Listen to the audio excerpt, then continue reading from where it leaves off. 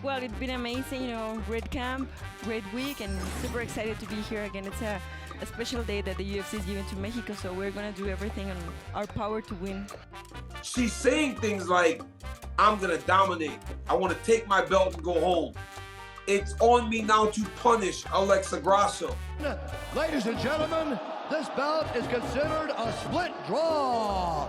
And still, the undisputed UFC flyweight champion of the world, Alexa Grasso. We rollin'! Yeah! All night long. A bunch of times at this point.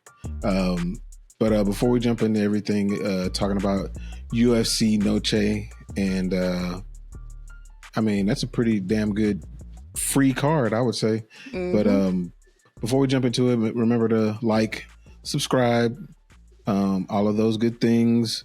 If you're listening on Apple or Google Podcasts, whichever, make sure you leave a comment. All that helps us out on the channel. But we can dive right into what we came here to talk about, which is UFC Noche. It's, I mean, Mexican Independence Day. It had the nice packaging and all that good stuff that they did with it, which was great. But the fights actually delivered, which, I mean, we keep on saying this. This is what Australia wish theirs was. For real. Yeah, theirs was a pay-per-view that kind of fell a little flat as far as like the totality of the card, but this one did not. Mm-hmm. But what were your overall thoughts on the night from the UFC perspective as well as the fighter's perspective, the fights? From the UFC perspective, I think this should have been their test, for a pay-per-view where they actually branded it, which I thought was pretty cool. And I think that they would have done, if they would have done that for, the Australian pay-per-view, it would have been as successful. So yeah, overall, I think they're pretty happy with it. And I'm sure they would do something like this again, which I think that they should. They're kind of reaching out to, specific audience. So good stuff from the fighter perspective. I mean, I think fighters who feel some type of way about not being on a pay-per-view should really kind of second think that at this point. I mean, that's really the only thoughts I have about it. The platform is a platform. So yeah, that's true. And I think that with the success of this one, I think that they'll definitely do it next year. Not to mention, I mean, ever since I can remember, there's been big fights. Collar? Yes, that too. But there's been big fights on Mexican Independence Day because of the wealth of really, really top-notch Mexican fighters in boxing. And now that they've transitioned this to MMA, there's been successful fighters of Mexican descent, either Mexican American or Mexican nationalist, being really, really good in the UFC. So like the timing, then you add in the fact that they're going to open the PI, the Performance Institute in Mexico. Like everything is kind of aligned for this sort of thing. So I'm wondering, are they going to try to pull a Cinco de Mayo situation? Like, are they going to try to double dip? That's what I'm curious about. Are they going to try to do that? No shame in this question. When the hell? Oh, lots of shame in that question. I'm not going to ask it. I think that you already know what it is. But yeah, I don't think they should hold back. I think they should. No. But there's something else that I'm trying to like not let it escape my mouth before you finish your thought. No, go ahead. So talking about, transitioning from boxing over to MMA and how great that and successful that's been, there could be something that may or may not be great or successful.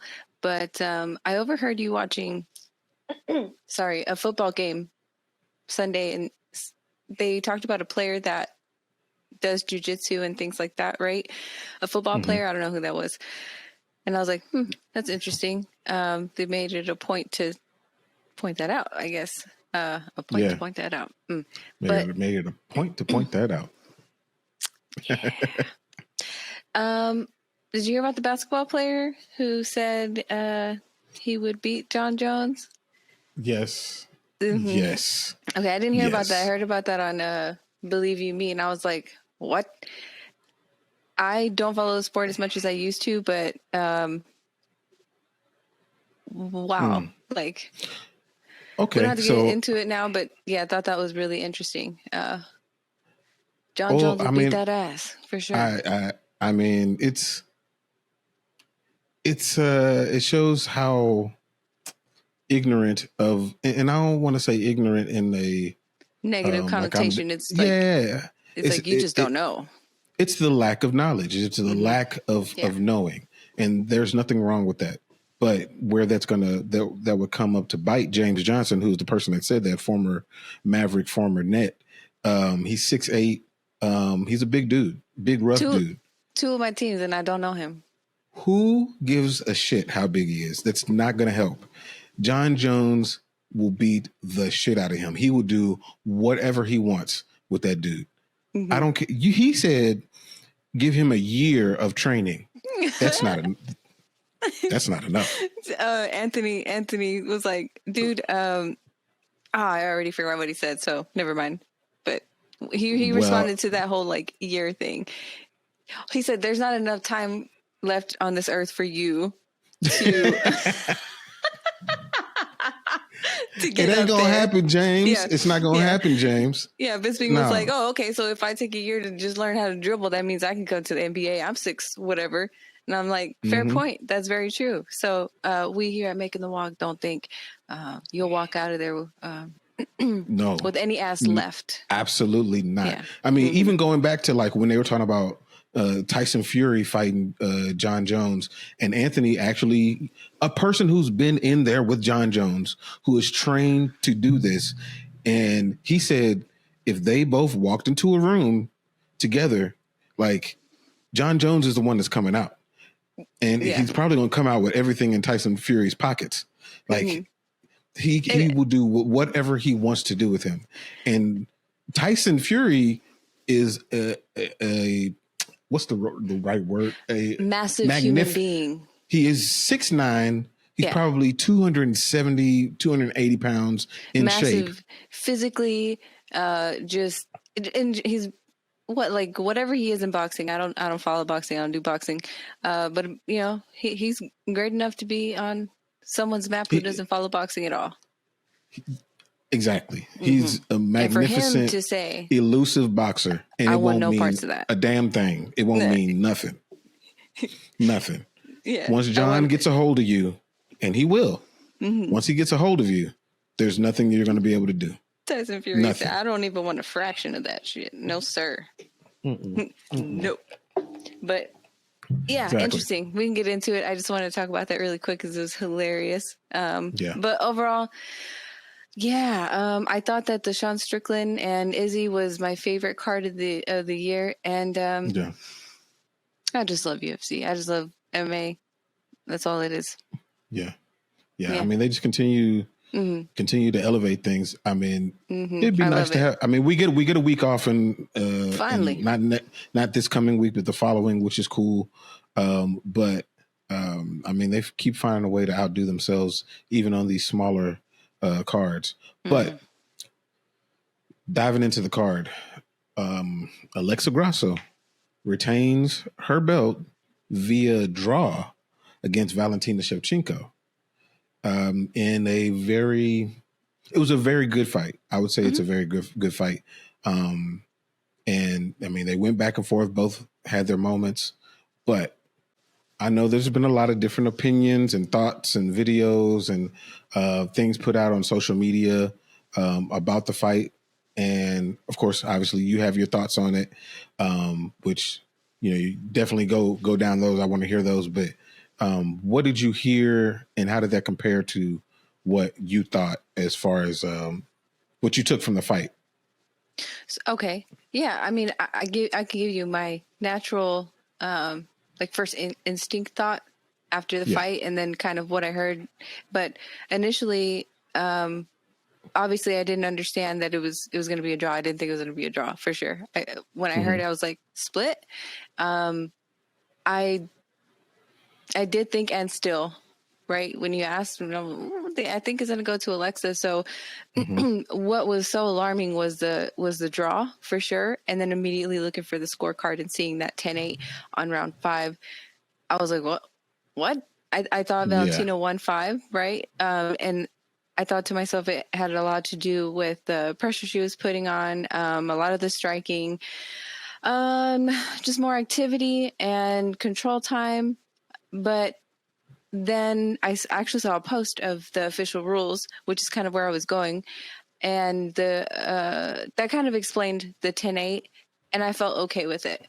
So before I saw actually, now that I think about it, before I saw the Raw, I remember turning to you and saying, well, I did think that Grasso had more, gosh, what am I thinking right now? My mind is going damage, a million. Yeah, or dominance. She had more damage.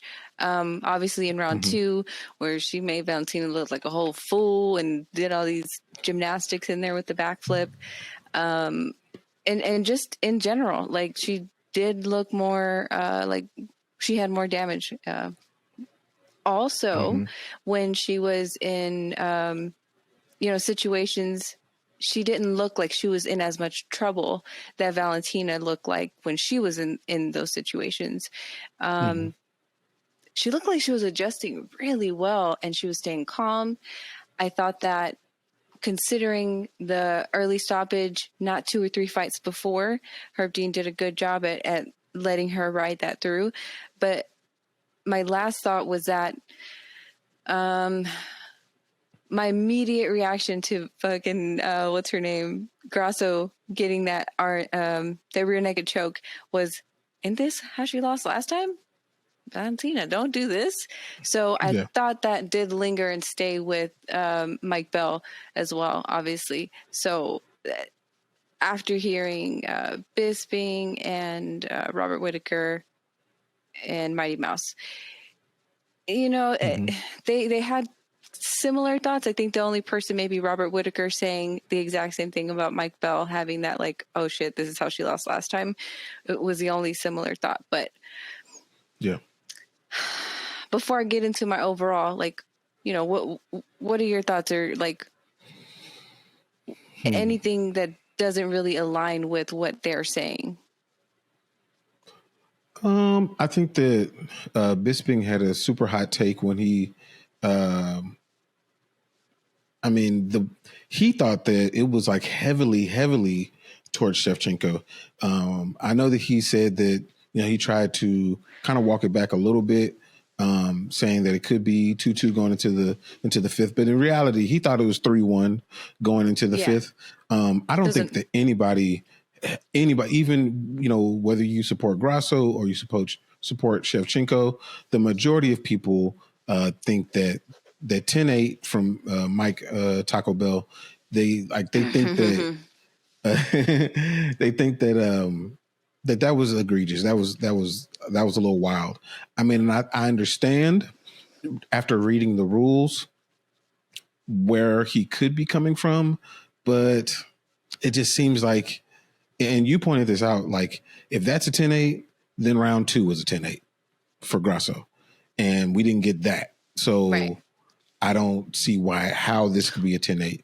Or not with a jab. No, I mean, shit, round 2 was a 10-7 in that case. I don't know. Because, damage, she was almost out of there.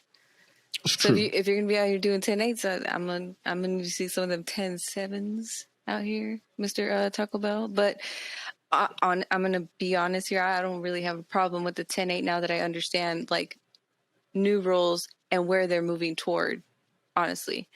Now,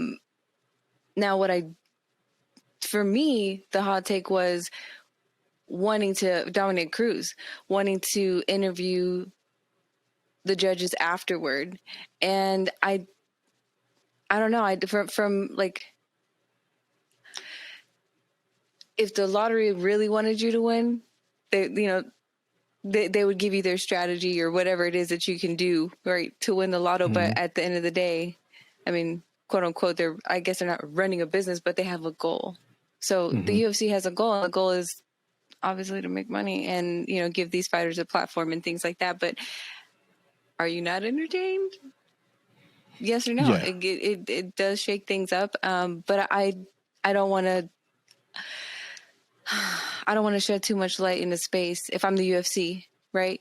On the thing that's going to give the fighters the entryway, right? You know, the cheat code. Well, I do that. Yeah, I just I don't like. I understand that Dominic wants, and I think everybody, you know, leans toward wanting the judges to be accountable for the scores that they put out there. That's one side of it. The other side of it is, to me, once you start putting them in front of the camera, having them go to press conferences to give an account of what they did, that's when they start to really get swayed by public opinion, because yes, we know who Mike Bell is, but who was that ref that messed up something a couple of cards ago? Like, a lot of people don't remember that off the top of their head. And that's because this person has not been on the podcast circuit or on, you know, different shows explaining their choices. They are in relative anonymity. Now, Sal D'Amato that I'm talking about, who actually was on this, you know, one of the three judges here that got it right. So I think that the commission's point of leaving them, we know who they are, but it's not, you know, constantly in our face that Sal D'Amato, you know, made a mistake on this particular scorecard. You know, like, we don't see that, and that is for the best. So Mike Taco Bell can stay in anonymity, and when his assignment rolls around again, he'll be able to get it right. And, you know, because we forgot, that'll absolve him of his sins. So I think that the way things are being done, the commission's protecting the judges is the right thing to do, and they should stay right where they're at, even if they're getting the shit wrong. And he definitely got this one wrong, in my opinion. Like, that's insane. And it did cause a former champion to not get their belt back, even though I actually think that was the right decision. Yeah, I've got a heavy opinion on that. I don't think... I hear Dominic Cruz. I hear him. I totally understand. And I'm not a fighter. I'm just out here with my own little opinion or whatever. But the cause of her losing the fight was her. It's what everybody is saying. Never leave it to the judges. And she couldn't finish her. And that is her job, to go out there and finish her in a dominant fashion. And was she dominant? She probably had more strikes. That's what I didn't look at. I normally do, was just to kind of see what the output was. But your job isn't to, you know, go out there and have heavy output. You know, they want these to be a lot more entertaining. And I'm just strictly talking about UFC, like, as a business. What is your job? What's going to elevate you as a fighter?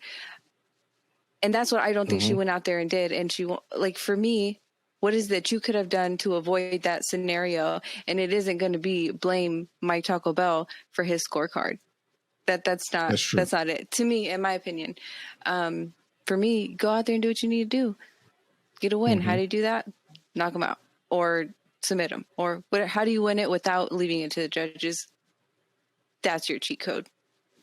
So I'm not buying into the whole, like, oh, Mike, you know, if it wasn't for him, yada, yada, yada, because you don't know that.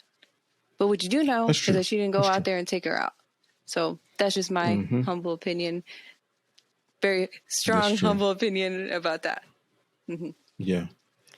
I mean, it's valid for sure. And I think that she had her opportunities, but I do think that Alexa Grasso right now, today, is a better fighter than her. I don't even think that that's really a hot take. I think that that's just the way that it is right now. Now, I don't know if Manon Farrow or Talia Santos or any other Aaron Blanchfield, like any of those are to the point of overtaking Valentina. I don't know that yet, but I do know that Alexa has overtaken her, and she is the best in that division, in my opinion. Yeah. And I don't necessarily want to see a rematch right now. I'm gonna be honest. It's not. If it's on, I'm gonna watch it, and I'm gonna be excited. I'm gonna get the butterflies. Well, yeah. But if you ask me, do I want to? I'm like,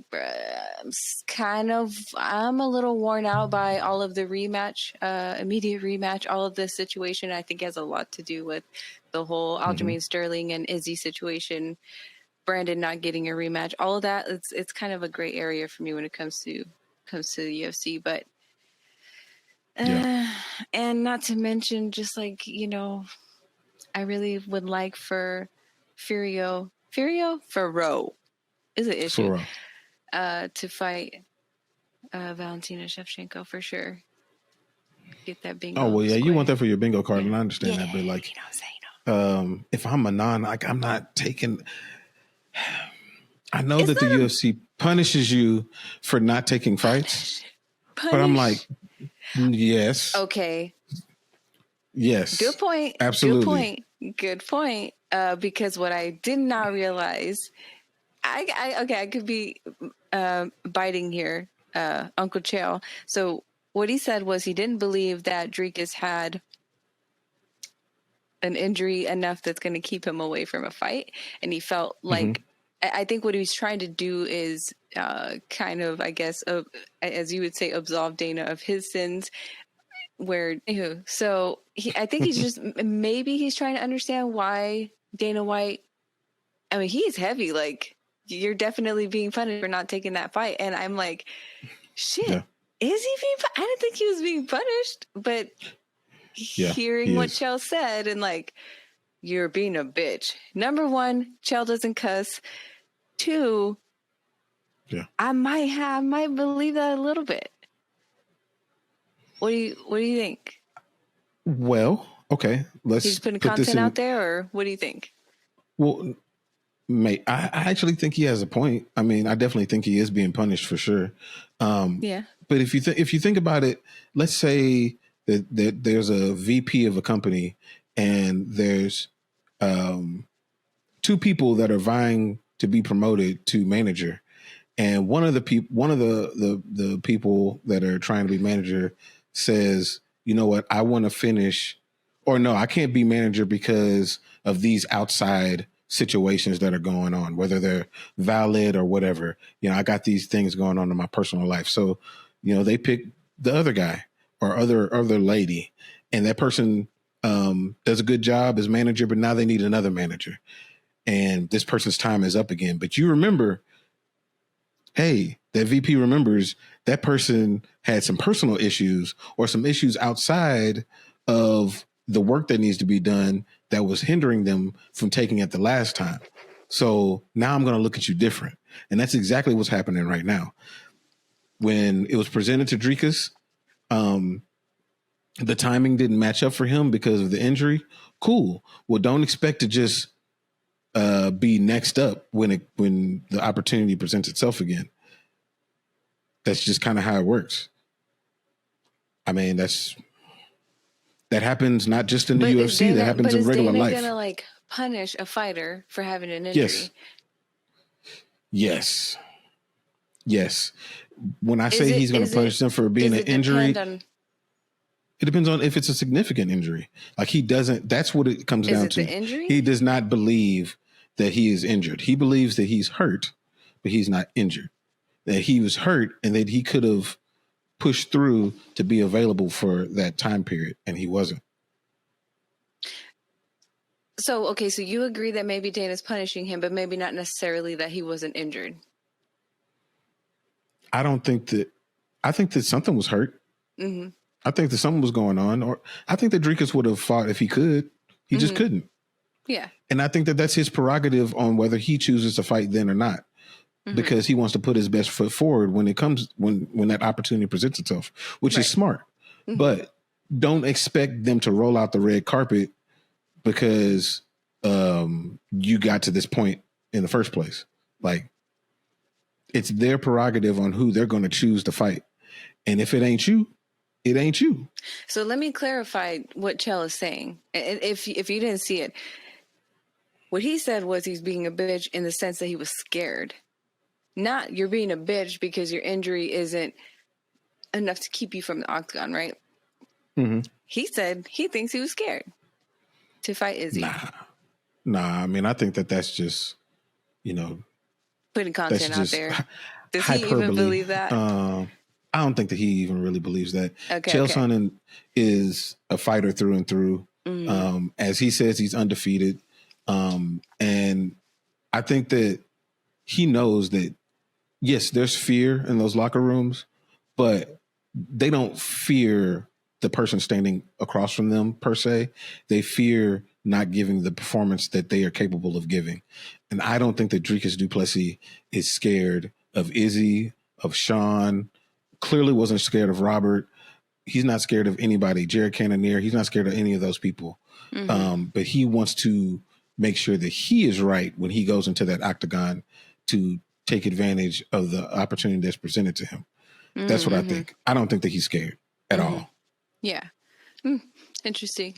Well, I didn't say I agreed with him, but I said I could see it because, and I'm going to be honest, you really don't hear the man cuss, but maybe he don't really cuss like that. Yeah. Maybe he was like, well, bitch is, that's what we call female dogs. So maybe I can use it. You know what I'm saying? So, but it was an interesting take, and it did make me think about it, but it's a possibility. It's a possibility. And it did start to make me wonder about Dana, like punishing the fighters, or really not just punishing the fighters, but the way he goes hard about certain fighters, like Wonder Boy, whenever he didn't get paid out. It really wasn't necessarily about Wonder Boy. Like, I think it was more so, man, these guys think they're just going to come out here and do this thing every time. Yeah. And that's not what this is. I don't know. What I do like about Dana right now is that he's kind of stepping out of the light a little bit. I was fully expecting to hear what Dana had to say about the 10-8. And I don't even think he attended this one, did he? He wasn't even there. I don't think so. Okay. Yeah. I'm pretty sure he was on vacation. DC said something about him being on vacation. Oh, that's good. A well-deserved vacation at that. Yeah. I always wonder about that. Like, how does he have time? Not only him, but like people like DC who does this. He's got the podcast. He's got he coaches at Gilroy. Like, there's so many things. RC, he's got the podcast. He's got the Pivot podcast. He's got Monday Night Take or Countdown. He's got First Take. He's all over the place. All these people that are juggling so many things, Bisping, Anthony, like there's so many different things that they're juggling. And Dana White being at the top of that, in the sense of he's got Contender Series tonight. And he's there. Like, it's not like, oh, well, I'm going to watch it on the thing and then, jump on a call and no, he's there. Yeah. They got a million things happening. How are they taking care of themselves? I do not understand how they're doing this. Like, I don't understand the mental health aspect of it. It's the work-life balance. Like, I do not get it. I don't know how they're doing it. But they're doing it. Yeah. Teach me shit. I don't know how you're doing that shit. Here. Yeah. You know how? But probably the motivation, Yeah. One, they love it. They love what they do. But two, they ain't gonna make the money that they make if they don't. But if they're not taking care of their machine, they're not gonna be there to do that. So you're right. Yeah. I'm glad to hear that he's taking vacation. It's like sometimes you hear like, oh great, he's on vacation. Of course he's on, so you don't hear that often. And it's good to hear that he's taking vacation. And actually, I think another interesting thing he did was when going on to Piers Morgan. Piers Morgan is having a hell of a year, I'll say that. But he said something about like his parents dying and kind of like getting a peep into who Dana is right now, I'm like, I like this. I know a lot is changing with this merger, and we've all got thoughts and opinions about it. But there's so much good, I think, coming out of, whether it's directly because of WWE or whatever, and kind of like their marketing tactics and things like that, or is just naturally going in that direction. I really like what they're doing. I think it may be naturally going in that direction, but like Dana, on that Piers Morgan interview, I didn't watch the full interview, but I watched about half of it, and I did get to the point where he talked about his parents passing away and him not necessarily feeling anything from it, which he never knew that his sucks. father. I don't know. that sucks, man. Like, I know he made arrangements for his dad, but his mom, he didn't even have anything to do with the funeral itself. Like, that's your mom. That's crazy. So like that's very interesting to see in somebody who has built up a company from, just a few $1 million to over $12 billion. That's insane. So like just seeing the inner workings of the mind of somebody who was able to make a concept into reality like this and make a self-sustaining business that's paying so many people. It's crazy. And just him wanting to open up like that, him actually allowing himself to be open and vulnerable in those conversations is pretty remarkable. You don't really get that from people who are like the head of corporations and things like that. So I was impressed that he even went and did that. And I wonder what the motivation behind it was. Like, why did he do it? But I'm glad that he did. It was pretty cool. I've got lots of thoughts about that, but we're not here to geek out about Dana White with Piers Morgan. Plus, I'd like to watch it before so that I can kind of stew in it and kind of come up with some thoughts based on what I was seeing and not just kind of my initial, like, why did he do that? Because I definitely was like, But Alexa Grasso, Valentina Shevchenko, that was an amazing fight. I don't got a problem with Mike Taco Bell after seeing kind of where they're going, and I'm understanding there's kind of some, I guess you could say, cultural changes maybe happening and like the way things are being judged and things like that. I think really the last thing I have to say about this was, maybe two things. Motherfucking DC, but it was a draw. And it's like, yes, it was a draw, but at the end of the day, she's still wrapping that belt around her waist. So in her mind, you're a winner. Like, I can see why she would think that for sure. Valentina, man, she's getting real Miss Trunchbull on me. Like, it used to be a scary that you would admire, and now it's like, I like that she's kind of calling it out, but I feel like those are some of the things, like that rawness of what she was thinking, saying that in the octagon in front of all those people, doesn't really help your cause. Like, no, it wasn't the best look. But I mean, I know that that's probably how she felt. Yeah. And it's not a crazy thing to just say. When she said it, I was like, ain't she kind of? It's not a crazy thing to say. It's a crazy time to say it, but it's not a crazy thing to say by any means. Because ironically, that's not the audience you want to say that to, Val. That's not going to endear you to anyone. You're still when you say that this right company, there. Yeah, but maybe like a one-on-one interview. Get on there with Hawani or whatever the case is. Like, even right there, I think that's okay. She did. Which she did. I actually unsubscribed. I haven't watched it yet. Yeah, you unsubscribed to him? Man. I did, but it's not because of like anything he's doing, but YouTube kept feeding it to me and I couldn't see other stuff that I actually wanted it to recommend to me, like stuff I'm missing. Yeah. I'm going to go find, if I want to watch him, I'm going to go find it because he's long form, right? But, you know, I like Ariel. I like when the fighters come on and blah, blah, blah, blah, blah.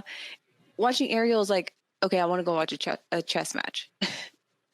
He's amazing at what he does, but I just don't want YouTube like, oh, you like this? Here all the time, every time you send in. Yeah. Yeah. So I haven't seen it. Did you? Did you say you watched it? No, I haven't watched it, but I know that she went on. Okay. And at least from the initial reactions of it that I've seen, it was more of the same. More of her explaining what she thought about the 10-8, what she thought just in general about the result of that fight and what she thinks should happen. Which, of course, she wants a rematch, which, I mean, I wouldn't expect her to say anything different. But yeah, I definitely want to go and listen to it and see where the complaints are coming from, because I'm sure there are many. From her. Is that what you're saying? Yeah. Yes. Okay, Absolutely. we'll check it out. We'll see. Absolutely. We'll see. Yeah, I don't.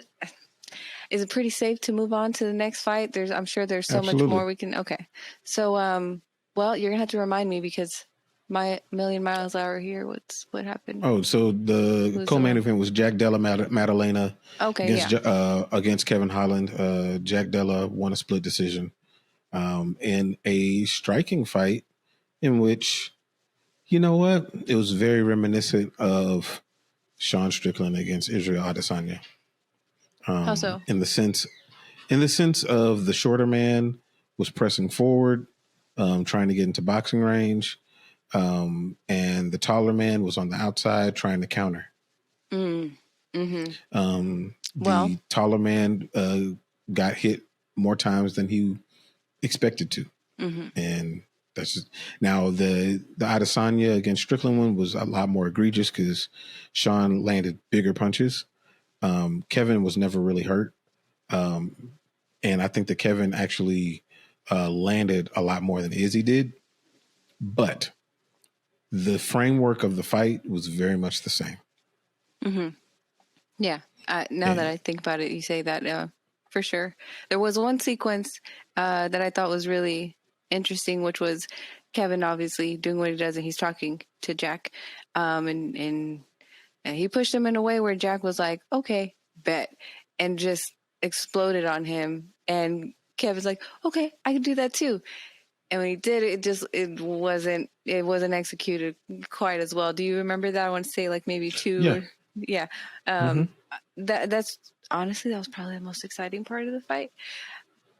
And it had everything to do with, Kevin saying something and JDM responding in that way. Other than the commentating, because I made you watch that fight in Spanish with me. That was right before, I guess Brandon Moreno came in. I don't know which fight he commentated. Was the one right before that? It was the one right before. Yeah, right before that. Okay, so the Zellhuber against Christos Giagos. Yeah, and they kept kind of cutting to them, and I'm like, they're baiting me. I'm gonna bite. So let's watch this next one in Spanish. They did a good job of baiting. They kept on giving you a little tidbit. Yeah. Yeah, that was pretty cool. They did a good job. So switching over to that side, I felt like it was fucking watching a soccer game. They made it like more exciting for me. So really, I wish that they would just put like some, and that'll probably be extremely hard to do, but just like some caption for, or I don't know, you don't have caption when you're watching soccer in Spanish, so you better just feel this and watch. So and you do. You might pick up a little bit of Spanish on the way, For sure. They did an amazing job. But one thing I will say is Santiago Ponzinibbio is amazing on the broadcast on that side, and so is Brandon Moreno. But and then Cheeto Vera, he does some broadcasting on that side as well. Oh yeah, Cheeto's good too. I like Cheeto too. He actually was the one that made me want to listen to the commentating in Spanish. But just like DC and all them, there's always going to be some sort of bias. But it was definitely heavy for me. If I'm thinking back accurately, or it's my mind playing tricks on me. But I remember thinking, man, they low key don't like Holland, and it had everything to do with you play too much, basically. Stop playing too much. And see, they're like, this is what happens when you play too much. You're talking woo-doo-woo. And honestly, I don't think I want Kevin Holland to stop doing that.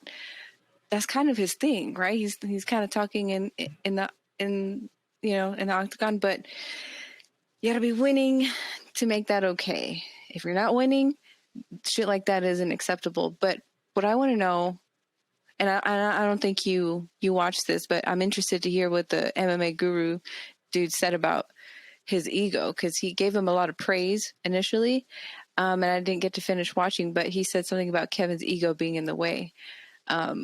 So maybe it has something to do with however Kevin reacted afterward. Did he post something? You know, I mean, what I saw is he just said he messed up. You know, I don't think he MMA didn't Guru necessarily blame anybody. But I don't know what he means as far as his ego being in the way specifically. Yeah. But I will say, just taking that individual statement about his ego being in the way, I think that his ego is part of what makes him great. Uh-huh. But that's pretty much everyone. But you can't let your ego outweigh what you're trying to accomplish. Mm-hmm. And I don't think that his ego got in the way in this fight. This was nothing compared to his fights, maybe 3 years ago, where he talked pretty much the whole fight, winning or losing. I don't think that it was like that at all. He did have those remarks in there, and he said something to Jack in that moment about training with him. And Jack responded saying, he said, or Kevin said, it would be cool if you come and train with me when you're in America.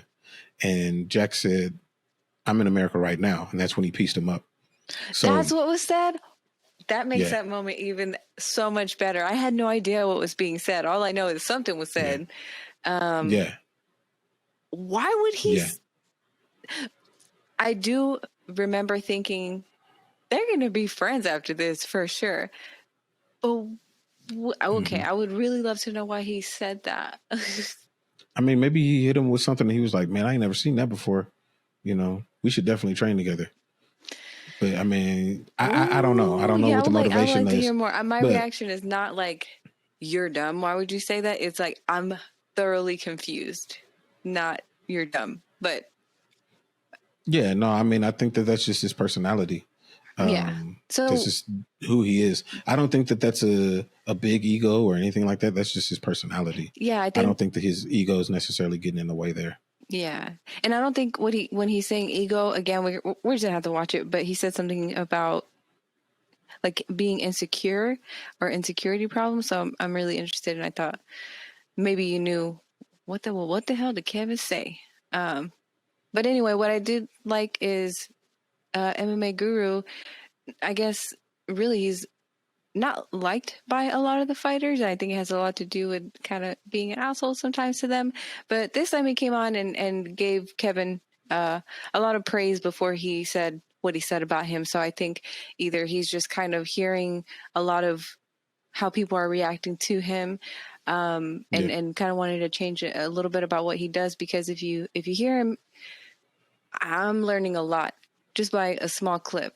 He may be an asshole, but the guy's got a lot of knowledge. So I do like kind of just in that small clip, I'm kind of seeing he's shifting a little bit about how he's approaching, what he's thinking about them. So good stuff there. Maybe people have kind of got, I don't want to say beating him down, but like kind of pushed him to the point where he's not going to take these hard, flaming hot takes that he was throwing out with a lot of absolutes in it. He's giving his position and supporting it with either what people have said or what he saw. Mm-hmm. He's very good at breaking down fights. He does know what he's talking about. Mm-hmm. But when he takes these hard stances, that's where, at least for me, it becomes a little bit too much for me to take in, because it's, it's absolutism. It's when you're going all the way right or all the way left, and nothing's ever really like that. And I understand why he's doing that, because it gets you views. It gets you, when you put on a thumbnail, I hate this because, and people are like, okay, because what? There's a curiosity. So they click. And so if you want to go that route and your whole thing is about views, but not about integrity, then go that route. You'll get your views. It'll be a dirty way to get it, but you know, if that works for you, do your thing. But I think that he's realized like that he doesn't want to do it like that. He wants to actually show that he actually really is good at breaking these things down. He does see these things the way that, you know, people like myself or Luke Thomas or, you know, any of these other talking heads that talk about this sport see it. Mm-hmm. And he wants to exhibit that and not just be a hot take artist, which I can appreciate that. So I hope that he's backing off of that hot take shit and actually showing what he can actually do. Yeah. I actually didn't have a problem with the hot take shit. There's a lane for everything. There's a space for everything, but I'm also appreciating it seems like he's shifting a little bit differently and being a little more lighthearted. That doesn't mean he probably, like, again, same thing as Valentina, man, there's spaces for that. And share where you want to share it, but just know that there's going to be implications to those things. It's not going to be something you throw out there and whatever. But anyway, yeah. So as far as like the fight itself, we're not going to say anything that we haven't heard before. But as far as like who you think, either one of them, you know, where do you think they're going next? As far as like, let's start with JDM. What do you think he does next? What's he Man, ready for, or what's a challenge for him? I mean, I definitely think that he needs to fight somebody a little bit higher in the rankings at this point. Because let me look where he's at. I literally pulled up. Let's see. We got welterweights. He's at number 12. He just moved up to, just hopped over Kevin Holland. I think that I would like to see him against maybe Sean Brady, depending on how healthy Sean Brady is. I think Sean Brady's last fight was against Bilal Muhammad, which was quite a while ago at this point. So Sean Brady against Jack Della would be cool. I know a lot of people have been talking about him fighting Ian Gary, but I don't want to. It's very similar to what I thought about Adrian Yanez and Sean O'Malley back, like a year ago when both of them were kind of on winning streaks and people talked about matching them up. I'm like, nah, too early. Don't do it yet. Wait until they get higher in the rankings, and that's when you do it. And that's the way I see them. Yeah, that's the way I see JDM and Ian Machado Gary. Just wait a little bit, and they're gonna. Yeah. I mean, you got three like people who are up and coming, and they're coming up fast in the welterweight division. That's JDM, Ian Gary, and Shavkat Rakhmonov. Those three are going to be the top tier of the welterweight division sooner than people think. But give them some time before they meet each other, because it's going to be a big deal when they do. Yeah. Now, and it's good too, and it's almost perfect timing, right? Because like the cycle of the dominant champions is kind of coming close to an end, it feels. So I think it's a perfect time, and I think you're right. You should let them play out their little journey there. And I mean, as far as Jack goes, I think Sean Brady's a good matchup. I did skip over Ian, but it wasn't because of what you said, and I can't even put into words why I skipped over him. So maybe that's it. I somehow skipped everything in between and was like, it would be cool to see him fight Shavkat. And so that just means I'm excited to see that when it does, because it will. Yeah, I mean, and for Shavkat, like, the reason I didn't even go to Shavkat is because he's coming off a win too. And I think that Shavkat, like, he's ready to face somebody in that top 5. Yeah. But this is the welterweight division, and the welterweight division is very stagnant right now. Nobody's fighting anybody. So except everyone that we just named, right? Everybody at the bottom are the ones that are fighting. Yeah, they're pulling this train here. So then, the only fighter in the top 10 that has fought within the last 4 months is Vincente Luque. Bilal Muhammad and Gilbert Burns fought. That had to be like 6 or 7, 8 months ago. What? Oh my God! Might be 8 months ago. Woo! Time is flying by. Yeah. Honestly, I don't think that's a him thing. I think he's doing what he should be doing, which is waiting for things to shake out. So, But yeah. Let's see. No, they fought May 6th. So not crazy length of time, not crazy. Mm-hmm. But the last time Deshaun Brady fought was also Bilal Muhammad, and that was in October of last year. So Oof. like we got people sitting on the sidelines. Yeah. Yeah. I don't know if that's good or bad. There's so much going on that, I don't know, because we have so many of these rematches, I don't know. Who knows what can happen? But for Kevin, did you say he called out Neil Magny? Yeah, he did. That's a good fight. Yeah. That sucks for Neil. Honestly. Oh, why? Because you're already giving Kevin the win? I did just kind of give Kevin the win, but I think that Neil is just, the natural progression is you get older and you start losing to these younger fighters, and I think that's where Neil is at this point. I don't care. Better not play no games and lose to Neil because But yeah, because if Neil clinches you and pushes you up against the cage, don't play. You ain't getting out. Yeah, but I think honestly, I do respect that Kevin did that because he's kind of like, I don't know, maybe looking at himself in the mirror and like, let me take a step back. So that's kind of what that's saying to me. Yeah, I think that, good on him Kevin. fighting against Neil is a good one, and they said that Kevin said it should be a hair match, so the loser loses their hair. So that's good. That's hilarious. Okay, good. That would be hilarious. Yeah, that would be hilarious. It's like, not a big deal for Kevin Holland. I'm sure it's kind of just. Yeah, Neil's dreadlocks are questionable at best, but he keeps them clean though. Yeah, so these are not a bunch of mistakes then. Oh no, yeah, they are. They are. Oh my gosh! Not the standard way that you do dreadlocks. It's They did the best with what they had. I'll say that. Work with what you got. Yeah. Yeah. What do we got next? What was the next? Oh my gosh! Right. I feel like we're moving so fast that I'm forgetting just like this.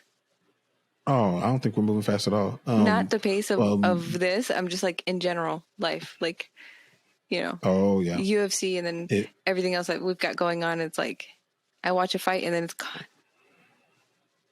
It's true. Mm-hmm. Well, this was a quick fight. Speaking of quick things, Rosas Jr. Starched Terrence Mitchell. Got back in the win column. Man, prove me all the way wrong. Yeah, I knew he would win this fight, but because I didn't think that they were going to give him anybody that was really, really going to test him. But, and I mean, that's unfortunate, like not saying anything about Mitchell, but there are levels to everything, specifically this. And Terrence just came out and he played right into Raul's hands when it comes to the striking. Raul Rosas is not a super developed striker right now. But one thing that he does have is aggression. And if Terrence was coming out like that, it was really kill or be killed. And when he didn't land that crazy kick that he threw, and Raul showed some patience, which was amazing for a 19-year-old. That there was nothing that Mitchell was going to do that was going to get him this win. I didn't expect it to be done in under a minute. Right. Yeah. but it was impressive. Fast. It was impressive. Yeah. And I'm glad he went out there and did that. I didn't think he was going to win this one, but again, still not too sold on him. But that doesn't mean I dislike him. I mean, I've got the kid like being ranked top 10 on my bingo card, so I definitely can see where he could be, and I think this just kind of put him back on the path to being in that area. I'm sure there's gonna now. I think what I'm seeing is it might take a little bit longer to get there. I think for sure. But I do think that he will eventually if he continues down this path. As far as him being like champ or anything like that, I mean, he's extremely talented, but I'm not super sold on it yet. I like him a Yeah, lot. I think that he a lot is. of personality. I think that he's super dope. talented. Yeah. Yeah, he is. I think that he's super talented on the ground, for sure.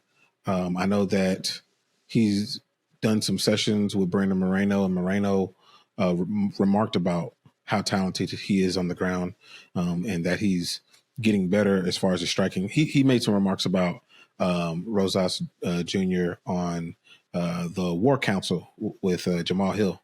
Mm-hmm. And yeah, so he obviously his striking is something that he needs to focus on. And once he completes that part of his game and, make sure that his cardio is on point, like then he'll start to really cause problems. It's very similar to kind of what Paddy Pimblett needed or maybe even needs to do as far as improving their striking to go along with their killer ground game. Yeah. I think it's the very, very same thing. Mm-hmm. Funny. I kind of miss Patty a little bit. That's interesting. Yeah. Yeah, I do too. Yeah. Good fight. Good for Raul. What did you think about Yair's little big brother? Oh, you're talking about Daniel Zellhuber? He just reminds me of him. Christos Giagos? Yeah. Uh-huh. Well, I mean, for good reason, because of their length. Zellhuber's 6'1", Yair's 5'11", which is super tall for featherweight. But Giagos, like his striking and his ability to manage a distance, which Dominic Cruz was talking about on the call, is really extraordinary. My issue with Zellhuber is his lack of head movement. He's very hittable if you're able to jump in, which is exactly what Giagos was doing, jumping in with a lead left hook, and it was connecting and it hurt him. But Zellhuber was able to summon the energy from the crowd and able to get himself back in it and get the anaconda choke. But Zellhuber's he's hittable if he allows you to go from the kicking range and jump into the punching range. But if he's able to keep you on the end like that, there's really like no ceiling for him. If he's able to do that in that division, nobody, I ain't gonna say nobody, because Dan Hooker's 6 foot and Jalen Turner's 6'3", but the majority of fighters in that division don't have that type of length, so he would be hard to deal with. He just has to shore up a couple of things, but I thought it was a pretty impressive win, especially him snatching the anaconda.